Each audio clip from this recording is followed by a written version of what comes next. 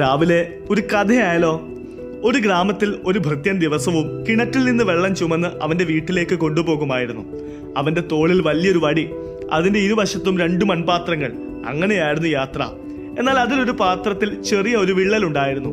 എല്ലാ ദിവസവും വീട്ടിലെത്തുമ്പോൾ ഒരു പാത്രം നിറഞ്ഞിരിക്കുകയും വിള്ളലുള്ള പാത്രത്തിൽ പകുതി വെള്ളം മാത്രം ശേഷിക്കുകയും ചെയ്തിരുന്നു.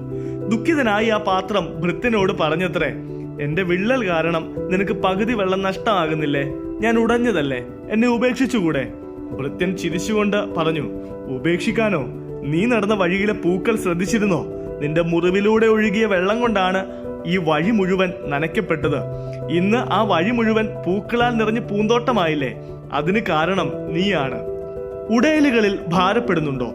നമ്മുടെ കുറവുകളെന്ന് നാം കരുതുന്ന കാര്യങ്ങൾ പോലും ചിലപ്പോൾ ലോകത്തിന് ഒരു അനുഗ്രഹമായി മാറാം. പ്രാർത്ഥന കോട്ടയായിരിക്കട്ടെ.